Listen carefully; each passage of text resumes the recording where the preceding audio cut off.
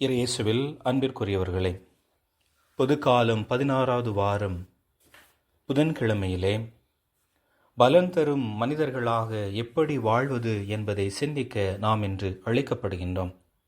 பொதுவாக மனிதர்களையும் அவர்கள் பெற்றுக்கொண்ட அறிவையும் இந்த மண்ணுலகில் படைக்கப்பட்ட அனைத்தையும் நாம் 6 அறிவு கொண்ட மனிதர்களாக பிரித்து வைத்திருக்கிறோம்.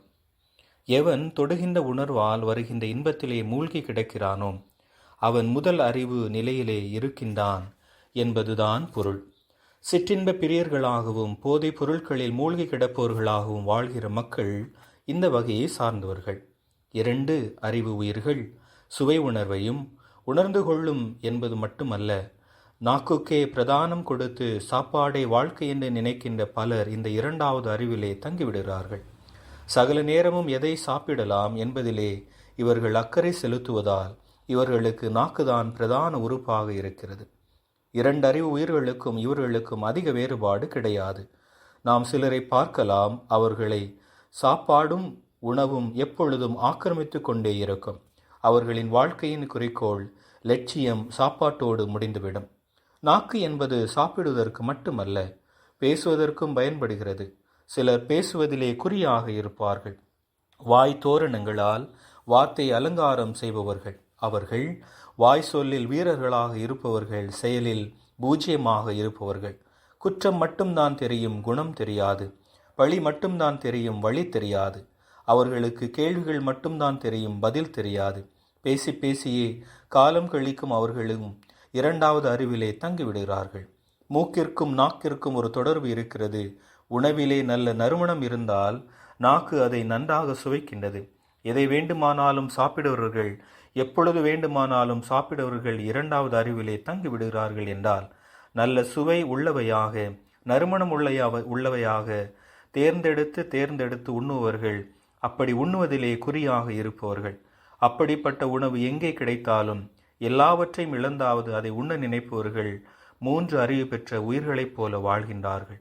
யார் மனத்தை பயன்படுத்துகிறார்களோ, யாரிடம் சிந்தனை மற்ற புலன் அறிவுகளை தாண்டி பிரதானமாக நிற்கிறதோ அவர்கள் மட்டும்தான் 6வது அறிவில் வாழ்ந்து கொண்டு இருக்கின்ற மனிதர்கள். மற்ற எல்லா மனிதர்களையும் 6 அறிவு படைத்த மனிதர்களாக கூற முடியாது. மனம் என்பது சிந்தனைகளின் தொகுப்பு. சிந்தனைகளின் மூலம் சிந்தனைகளை கடந்து கற்றுக்கொள்வதற்கு 6வது அறிவில்தான் சாத்தியம். 6வது அறிவையும் தாண்ட சிந்தனைகளற்ற நிலைக்கு செல்ல வேண்டும். அது 7வது அறிவாக உதயமாகிறது. 7வது அறிவு என்பது அறிவு அல்ல, அனுபவம். அப்போது இறைவனோடு இணைகின்ற அனுபவம் ஏற்படுகிறது. நற்செய்தியில் கொடுக்கப்பட்டுள்ள விதைப்பவர் ஓமையும் இத்தகைய அறிவு நிலை கொண்டவர்களாக நாம் இன்று வாழ்கின்றோம் என்பதை எடுத்துரைக்கின்றது.